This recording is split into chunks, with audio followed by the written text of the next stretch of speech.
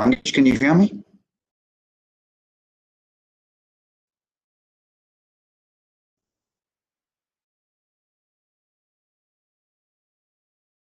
One moment.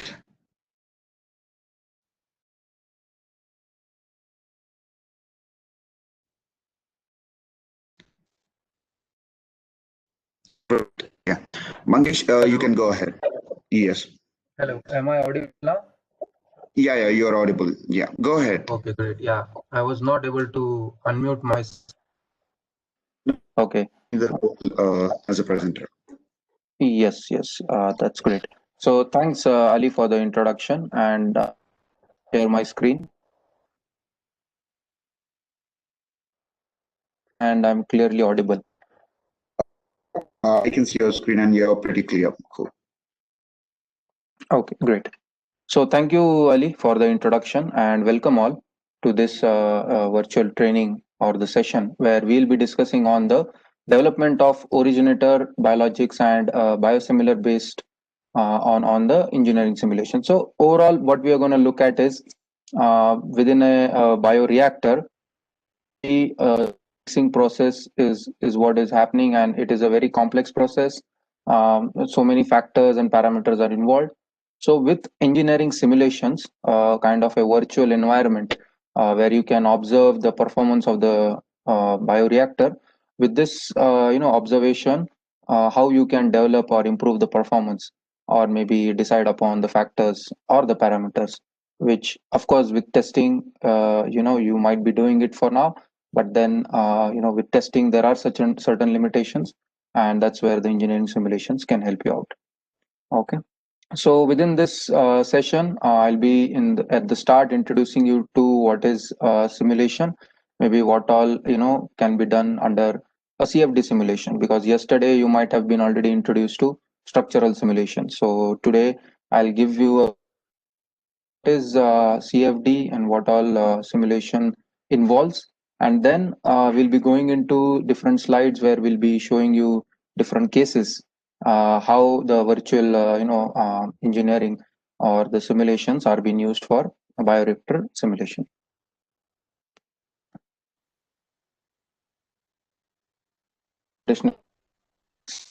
Uh, Basically, just in a layman way, if one has to introduce it, then it's a science of predicting fluid flow, heat mass transfer, and chemical reactions related phenomena. So any kind of phenomena you might come across which involves a fluid flow or a heat transfer or a mass transfer, or chemical reaction cases, we can relate it to the CFD or the computational fluid dynamics technology, and then we can look for simulations where we can identify these phenomena through developing a virtual model and then solving it using this computational fluid dynamics models. Okay, so of course, if you relate it to our today's discussion, that is the mixer, right? So we do see these phenomena taking place in a mixer, like the flow field is what we are mostly interested into, like the kind of flow field developed by the different impellers. Then let's say if in case this is a temperature dependent problem, then what is the heat transfer? In case if you have a sparging or a kind of a gas introduction, then what is the mass transfer, right, to these different cells, and then that mechanism. Okay, and in case if related to any chemical reaction scenarios, even that can be addressed. So that's how this tool is important when it comes to the bioreactor or the mixing situations. So again, a brief about these different terminologies. You might be already aware of it, but then just to again give an idea, or maybe to someone who is getting introduced to it. So usually in vivo is something where the kind of workflow or whatever we are doing, or whatever remedies we are going into, is within a living organism, right? So we are working within a living organism. That's the terminology we state it as in vivo. When it comes to in vitro, it's all about the external agencies we can work across to improve the health, the working of a living organism. So the in vitro would be certain antibiotics or certain liquids. So you can relate it to the current situation where we are dealing with a pandemic, where we are looking forward to come up with a vaccine. And when it comes to development of a vaccine, it's to come up with the overall factors like developing it into a mixing a mechanism, understanding the overall flow field, and depending on this, of course, we can kind of increase at which we are going to develop these antibiotics, right? Maybe on a lab level, one might be using some, small mixer or something. But when it comes to the commercial level, when one has to develop a mixer which can handle and develop such antibiotics on a mass scale, of course, that is also very relevant to the current situation. Yes, that's where one would be interested into going for the in silico approach. And the in silico approach is nothing but just having a virtual understanding of the retros phenomena, right? So in silico is all about just considering the name actually comes from silicon being one of the computer chips, one of the material, and that's how this name. And in silico, what we are going to do is there any audio issues? I'm receiving some messages, so maybe Ali, can you confirm Uh, my voice yeah, is clear? And Mangesh, you're pretty clear from your end. Maybe they're okay, experiencing audio from their end. Yeah. okay, okay, okay. Thanks for this. So Silico, it's all about just coming up with a virtual environment or virtual simulations or virtual understanding of the in vitro situations or the phenomena, and then overall improving the performance. And that's what we are going to see. So what is CFD? Just couple of slides to give you an understanding what actually CFD is. So it's a a science of predicting fluid flow. We saw that. But what is happening in the background is there are certain equations of conservation of Newton's second law of conservation, the momentum and the conservation of energy. These are the basic equations getting solved in the background of this tool.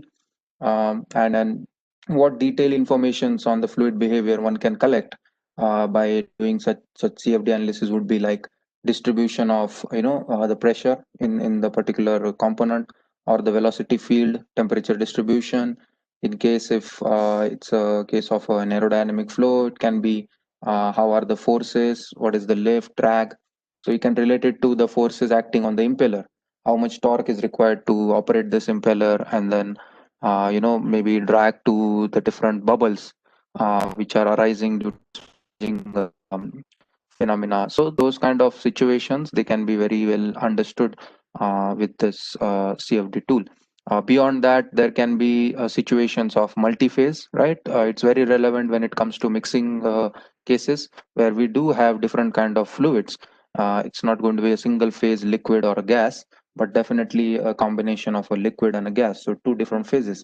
So we can definitely model such scenarios and understand the overall performance.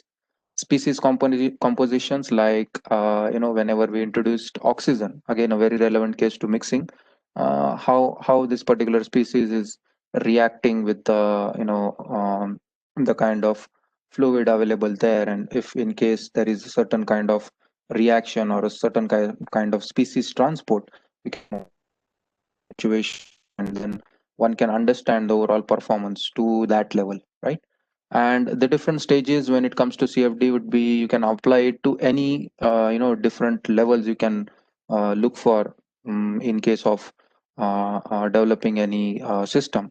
So you can see it can be applied to conceptual studies, right? If you have number of different ideas, so you want to just test them or understand the performance when it comes to modifying something to that conceptual level.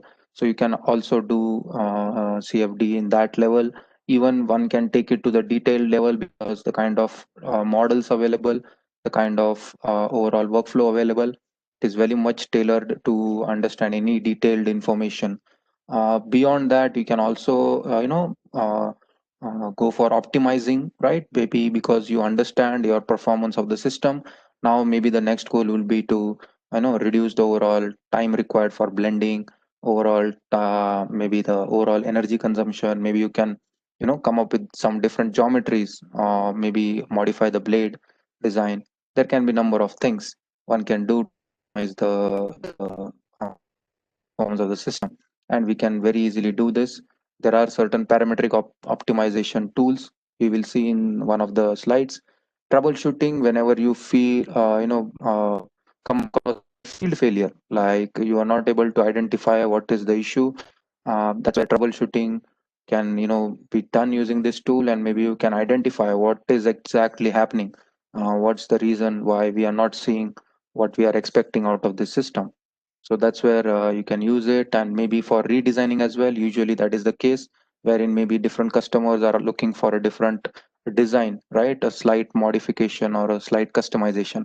So you can identify whether after this customization, still the performance of the system is as per the expectation or not.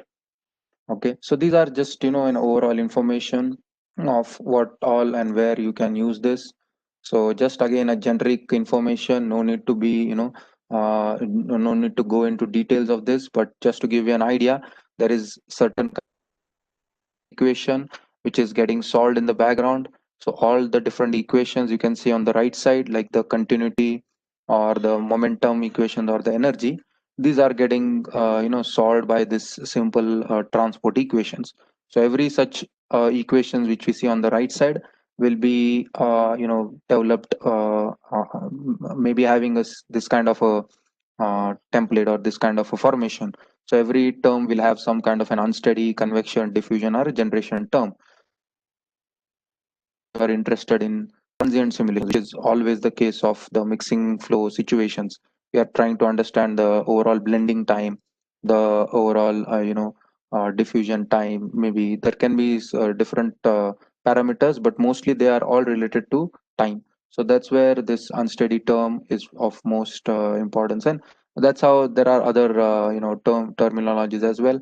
Let's not go into the details, but this is what is happening in the background.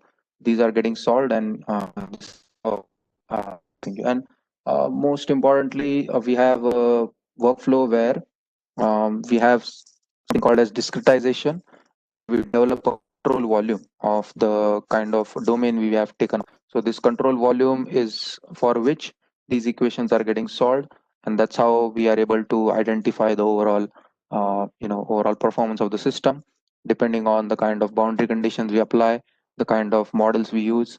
That's how it works. So it's a simple, finite volume method based solver, and these are the kind of equations, and this is how it really works. This is just a generic information, and these are just the simple workflows.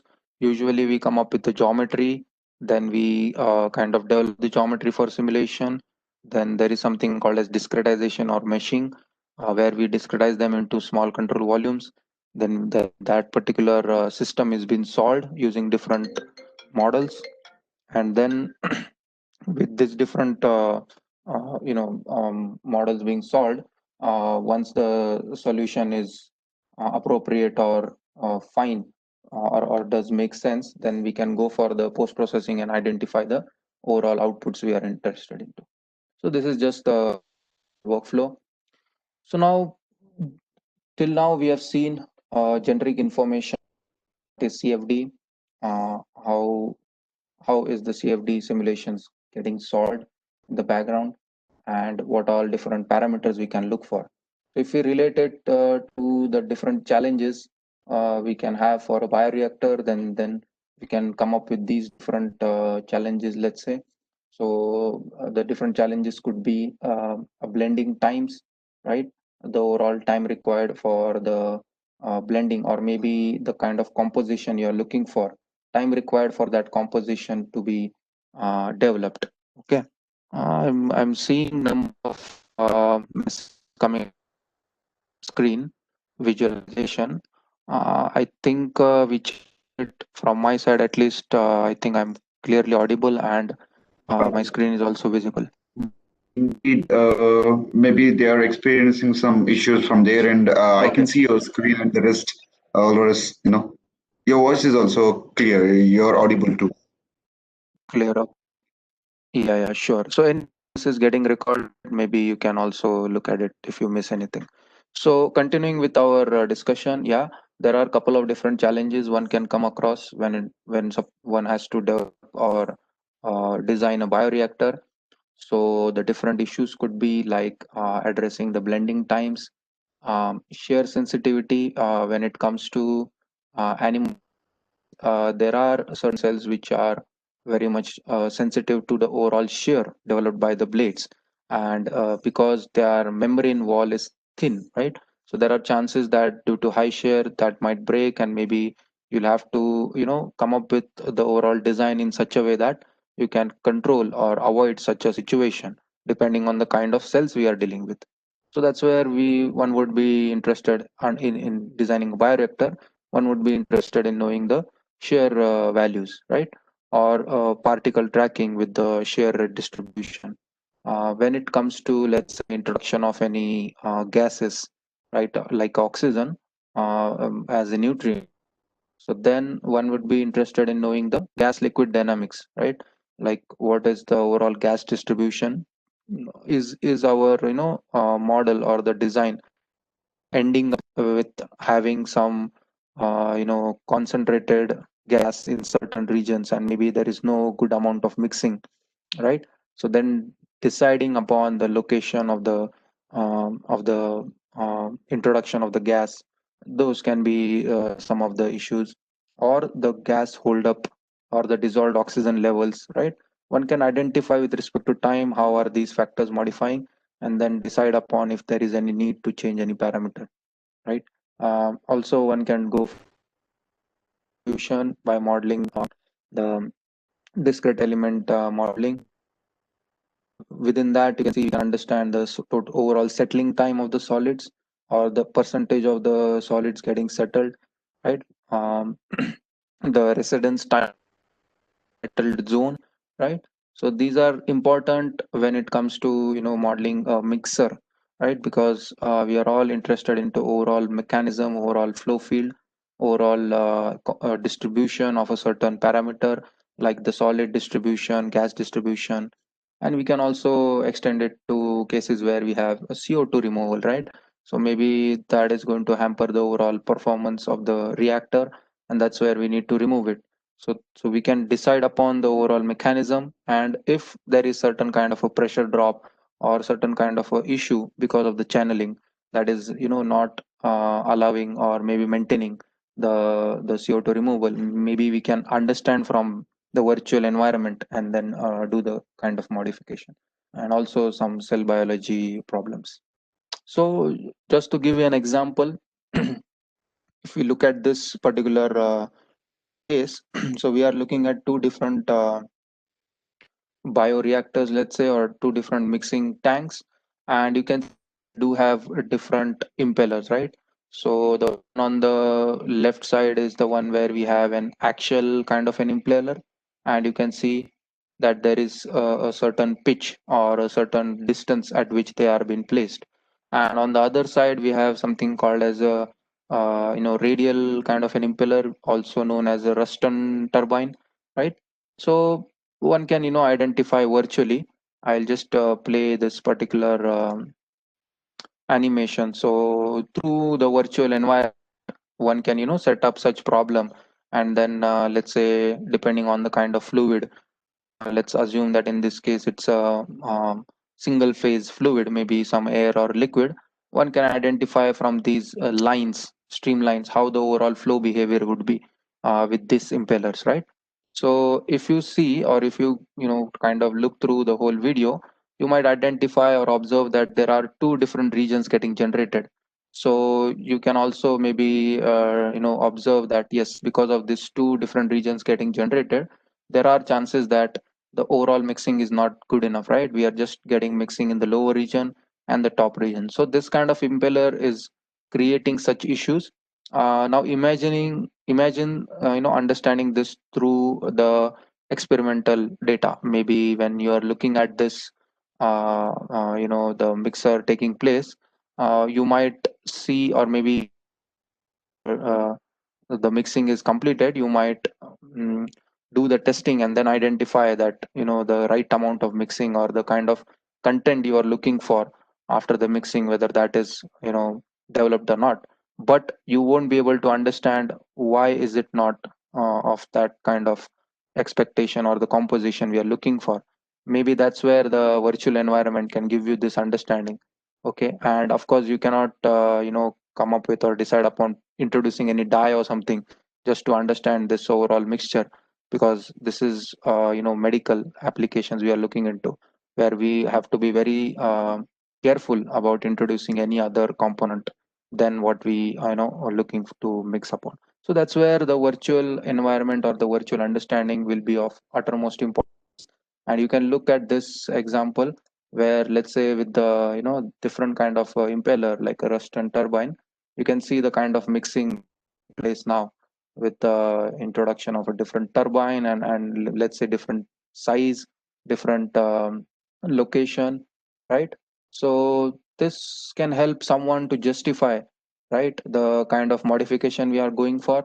And let's say maybe here we are dealing with four turbines, and maybe the overall energy requirement will be high. On the other side here, maybe the energy requirement will be low. So that's how one can justify that whatever modification is going to improve the overall performance. And that's how one can use. So this is one way to identify, how the simulation is going to behave. Of course, for currently, yes, people are already using simulations. So in a couple of slides, you can see that we'll be showing you different case studies. But till now, the kind of standard process used to be like, depending on the kind of cell line we are dealing with, there used to be a database of what kind of impeller is, what one can use or what cannot use. So that kind of a database is what we are looking at. But there are impellers, and then one can be dealing with so many different cell lines, right, or different cells while mixing them in a bioreactor. So when it comes to deciding factor like which one is important, come up with a justification just by coming or using this standard data, which is definitely useful. But with simulations, you can go beyond this and then come up with a better justification of which one is appropriate. Or maybe one can also come up with a combination, because here we are just seeing the applications of each impeller to the kind of cell lines we are looking for. But what if you decide upon, or you think that maybe combining them might also be relevant? So that's where the virtual environment can give you that idea. Okay, so different stages of simulations in a bioreactor. Yes, one can come up with the simple simulations where one is just trying to understand the overall flow field and the overall mixing time. So what one can observe from the simulation is certain vector plots, like you can see on the top right side. These vector plots are identifying the overall flow field in the mixing tank, and also you can observe the different recirculating zones, right? So these are the dead zones maybe. So depending on the kind of bioreactor we are looking at, or the kind of let's say the kind of problem we are solving, it depends. Like someone would be happy to have such recirculating zones, maybe they will improve the overall mixing. And in some cases one would not be happy about this kind of a behavior. And that's what you can identify through the simulation and then decide upon or modify the area. So what are the consequences? Let's say, if one is not expecting this kind of a recirculating zone, then there are chances that you might end up having a very high amount of mixing here, and then not a good amount of mixing on the other regions. And of course, these dead zones will have the same fluid continuously mixing in that region. And if we are also concerned about the temperature, there are chances that we might end up in hot spot or a cold spot in these regions, which are actually dead regions, which are not moving, right? Maybe the temperature here of the fluids is supposed to go around in the other region and then diffuse off or maybe convect. But because of this recirculating, zone, we are ending up with some hotspots or cold zones or some dead zones. So this is something one can identify by doing a simulation. Beyond that, maybe one can go for a next level of simulation, wherein you can introduce some kind of a gas. So this is where we are going for a multi-phase simulation. So till now, if you see in the first image, we are kind of looking at a single phase flow. But then, if you are interested in seeing sparging kind of a simulation where a gas is getting introduced, and then you want to understand concentration of the gas within a certain time, and then the overall mixing also, or the overall concentration of the gas. Yes, one can perform such analysis where you can see we are trying to understand the gas holdup and the gas distribution, and also the overall mass transfer, right? Because the oxygen, let's say the oxygen is what is getting introduced, will also react and then maybe try to have a mass transfer with the kind of components there. And once, let's say, these are the two relevant again, as I said, it's a generalized CFD tool. Any kind of flow or thermal or a chemical reaction or a mass transfer simulation, we can cover up in the CFD tool we are presenting. So say once one is understanding, or maybe got to know the kind of behavior of the system, then the next task or the next activity would be to go for a optimization, where you can come up with some design experiment, right? Come up with different position of the blades, or maybe the different composition, different sizing of the mixing tank, maybe scale it up, scale it down, depending on the expectations, and then come up with a response curve. This response curve can help you to identify which are the critical factors affecting the overall performance, and then maybe start giving them importance and then making them a priority. So that's how you can identify or know your system better with these simulations. What are the general outputs you can look for? Of course, these are just some outputs we are looking at, but yeah, there are a couple of more outputs one can also expect. So you can see on the left side, there are a couple of outputs you have mentioned, like the dissipation rate, the shear rate, the kind of blending time, flow numbers, right? These are something, maybe these parameters are dependent on the different fundamental parameters like the velocity, pressure, turbulence in that region, maybe the shear as well, or the forces on the impeller. So these are maybe some empirical functions or formulas. Uh, uh, let's say the kind of function of pressure and velocities. So that's can extract these numbers. Also, we saw that we can look at the flow field data at every location, right? And that too with time as well, right? For let's say the start, maybe your mixing is not going to be accurate and good enough, but then later on, after what time the mixing is good enough, and then you can decide upon the overall flow time, blend time, and this decide upon when to stop, or maybe what needs to be improved, right? To come up with the improved performance of the system. So these are just some examples, some information we are extracting. So we can come up with some monitors as well, like place a monitor. Like in this case, in the lower blend time case, we are putting vertex average of a mass fraction. So you can see when the mass fraction has been stabilized, like the graph is indicating, say that maybe now the mass fraction with respect to time is not changing at that location. That means the mixing is good enough, right? Or else in the earlier case, you can see the mass fraction of that particular component in that region was slightly increasing. And then, depending on the physics, it again decreased, and then eventually it is stabilized. So this way one can decide upon when to stop, and, how to decide the parameters of the system. Another example of multi-phase simulations, right? Where we are introducing a gas, and then when we are doing such simulations, what all different outputs one can look for is the overall bubble diameter inside the tank, right? You can see on the left side we are seeing a presentation of the bubble diameter inside the tank ranging from 1 to 10 mm, right?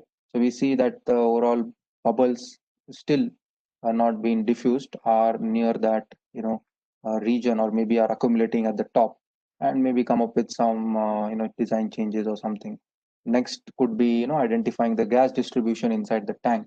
So maybe those different regions where we are seeing a color other than blue are the regions where we might be seeing some accumulation of gases, right? So is it desirable? Again, that is what your call is. And then if not, then make the changes, you know, maybe modify the location of this sparging element, right? You can see there is a ring at the bottom from where these gases are evolving, and then maybe that's what you can decide upon where to position it.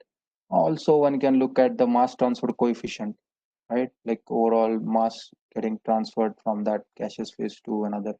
So these are some of the again kind of outputs one can look for when they go for a multi-phase analysis, right? Analysis where two different phases are involved, like the gas and the liquid phase. Okay.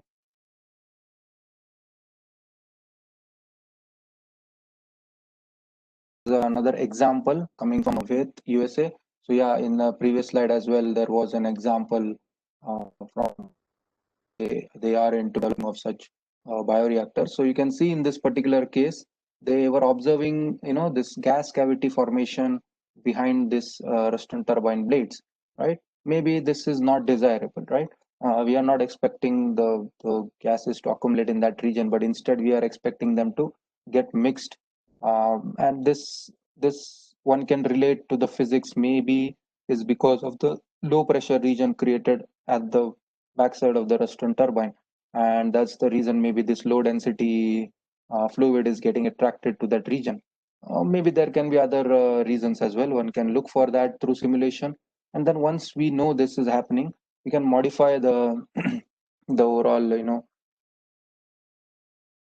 maybe design of that particular turbine, like you can see on the right side, right?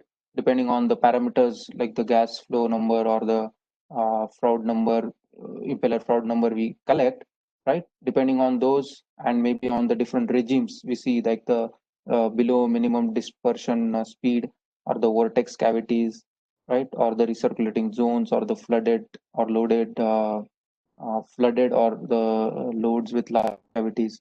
So these phenomena, these problems, one can identify. And depending on come up with this modification, you can see right side, you can modify the blade design, and maybe this can improve to avoid that maybe the low pressure region generating behind, and then improve the mixing. So this kind of modification in the design, imagine coming up with them using testing, because of course with testing you might be able to visualize that maybe the air are getting trapped there.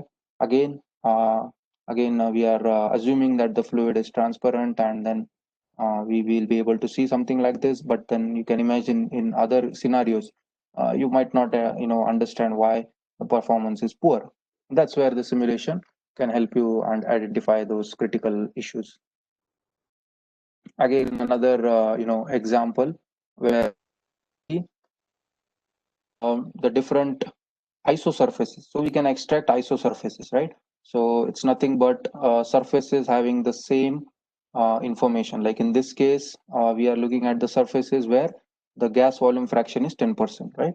So that kind of graph where you can identify which are the locations where the same kind of bubble size is distributed, and then depending on this information you can come up with the modifications or the required changes. Also, you can come up with such contours plots like planes, and then you can identify the bubble size distribution. So in this case you can see that the red region is indicating that the bubble size in that region is somewhere in the range of 8e minus 3, right? But in some other cases or regions you can see it is way below in the range of 2. Maybe this bubble size diameter distribution is of concern for the mixing, and you can decide upon. You can see there is a kind of non-uniformity in the bubble distribution. Maybe after a certain time you are not seeing a uniformity, and then maybe the overall goal is to see the uniformity. So depending on this information you can decide upon the overall time required to still go on mixing this particular case. This particular slide is, maybe someone would be interested to know, like, are these results proven? or is this technology validated? So we do have couple of slides right now, and of course a couple of case studies, technical papers, which are indicating that yes, this technology, these models which we are using are proven models. And in this particular example, you can see from the testing, we have identified the overall distribution of the bubble diameter and tried to relate it to the information coming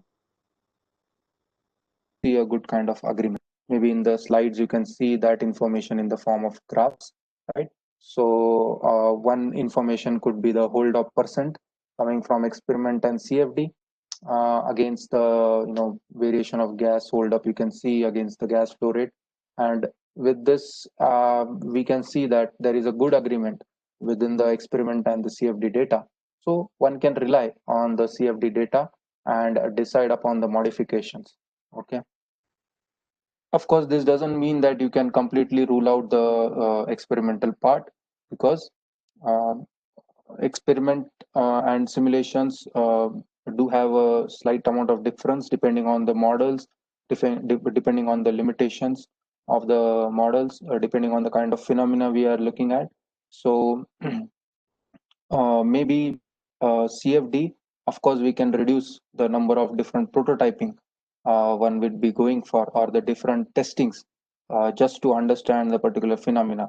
Or maybe if it is a simplified a single phase or a multi-phase situation, one can of course do it with CFD and identify the overall performance beforehand, and then just model the appropriate case or the completely resolved or simplified or the completely optimized case, and then do the experiment for that.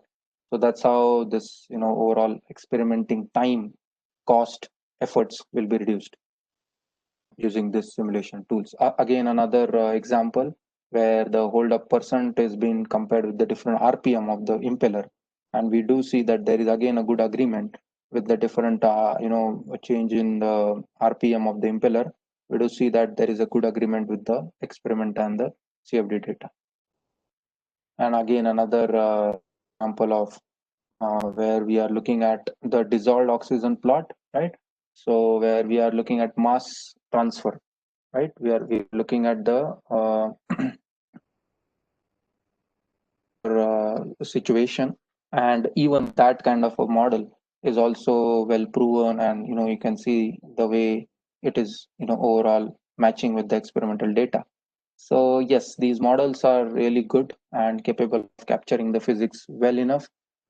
This particular, we are just highlighting the example of a gas dispersion using the sparging kind of a case. So I think we saw this kind of an animation before, but yeah, the reason I have included this, or the message I'm going trying to give you here, is looking at animations, one can decide upon how the overall performance is, what modifications we need to do at location, or charging element enough, or do we have to modify it, right? So such animations can be prepared through the CFD tool, and one can understand the overall performance. Also, you can see in this particular case, we are not simulating the case with a completely filled tank, but you can see it is just filled to a certain level, and these contours are showcasing the volume fraction of the liquid and the gases. So there is a certain a certain surface you can see in between, which is nothing but the free surface. And so the thing is, you can come up with simulations where you might understand that when this bioreactor is not functioning at its full load, which is what maybe it has been developed for or designed for, maybe what are the features, or how much how much performance are we losing with this kind of a situation, is what one can identify. And in this particular case, you can see again it's sparging analysis, and you can see the different components rotating as it is. So there are a lot of models which can take care of such motions, which we look at as a sliding mesh, or a overset kind of a simulation, right? Yeah, so just understanding the overall performance might not be enough, and you want to go. identifying the optimization areas where you can improve the model or the parameters. Maybe what are the parameters which are really going to influence? Maybe bioreactor is not going to function to its full capacity, then what are the parameters maybe we can modify in order to make it flexible to work at different cases. So you can do number of such studies. We call it as a parametric study. So you can set up this particular, let's say, simulation, and then give it an information about, let's say, go for changing the impeller location for the this case at different location, or maybe have a different flow rate of the mass of the air getting introduced in this mixer. Have these parameters, and then let's see, with these parameters, how is the performance changing. So you can come up with such response curve, and then decide upon which parameter affected the performance to its highest level. So this to analysis, right? So one can set up such repetitive analysis within the workbench platform. If you are already introduced to that in the structure, there is a certain workbench platform where we can couple different physics together, and then perform the coupled analysis as well. So there we have a parametric case study where you can do this analysis. So simulation is not something which is just about knowing the performance, but you can also put it into a loop and come up with an optimized solution. So it's it's mature to that level. Another example where um, flow distribution in the scaffold, right? Maybe the position of the scaffold is what is going to affect this population of a certain cells which we are looking at. And of course, you can see in this case, just by modifying the location, they were able to improve the overall performance, and then look at the improved performance of the population, right? So you can again relate this. It's all about just coming up with modification in the design of the impeller or the sparging element, and these modifications of course is going to modify the physics, and that can be simulated with CFD and understood the performance. So now some couple of slides where maybe some different kind of mixers will be introduced, and maybe the different engineering challenges when we come across such mixers will be. Can see here in this case, it's a intermeshing kind of a mixer. If I play this video, you can see the kind of mixer we are looking at. It's not a simple impeller going around in a certain axis, but we do have a complex kind of a situation. So yeah, virtually we can still modify or develop such kind of system, such kind of simulation, and then identify the overall behavior. So maybe the engineering challenges could be again the same kind of shear exposure, blending, right? Resonance time. Of course, usually these fluids which we are dealing with are not just simplified Newtonian fluids, but the viscosity also changes with the shear. So you can model such identify the overall behavior. So the different ANSYS capabilities we are looking at is the transient simulation, multi-species, multi-phase, because of course we are looking at two different phases, like a gas and a fluid, and particle flow if you have some solid suspended particles. Yes, so these are the different models capabilities we are using in this case. And the outputs, if you look at on the right side, then we are able to understand the overall flow field, right? So if you again recall from the previous slides, we can identify the dead zones, cold spot, hot spot, if in case, shear rates, blending times, right? So yeah, these are, and of course more than this as well. If you have any other area of concern or a monitor. Mixer, again, kind of bit different from the regular ones. Could be a static mixer. So in this particular case, the challenge will be looking for the overall pressure, the pumping power required. Of course, if as I said, if it's a temperature dependent kind of a situation, what is the overall viscous heating? And might add up a certain amount of energy due to this viscous heating. So we do have models which can capture that information, the temperature control, right? Maybe the composition formation is, let's say, sensitive to the temperature, and then that's what you want to develop the bioreactor to handle, right?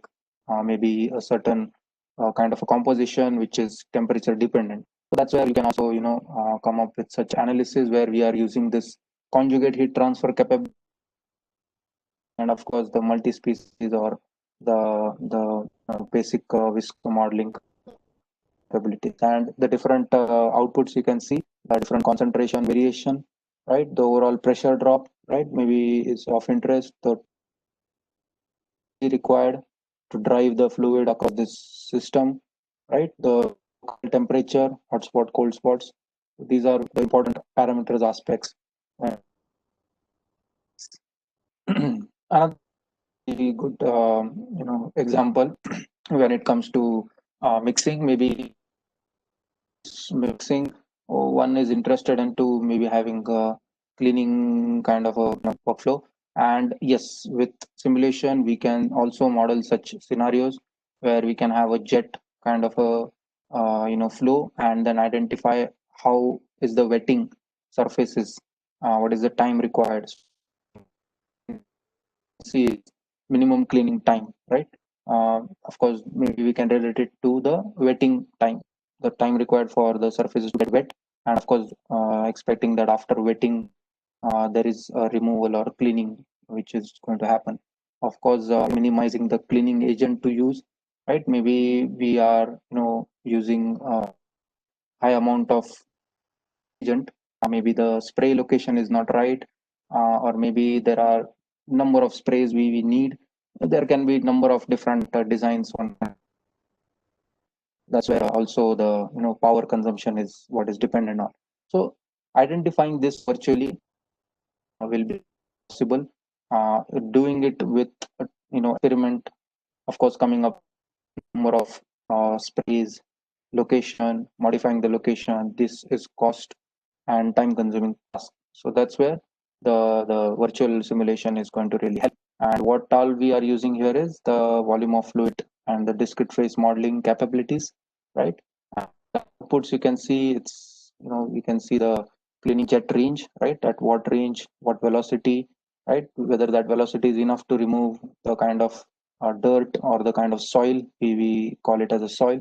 If it's enough to remove it, then the overall cleaning impact shear forces, right? Of course, it won't be much, but yeah, because it's a spray, it might have a high pressure, might have some consequences. So yeah, you can understand different parameters of the cleaning mixer.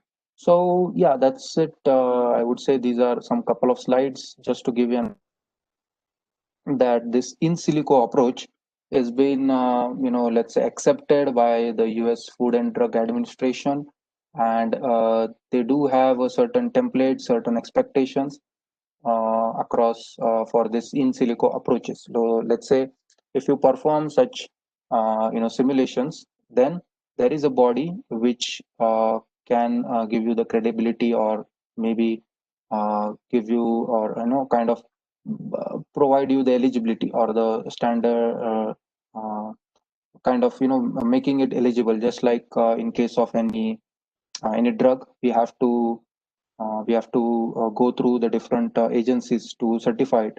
That's how this in silico approach is also being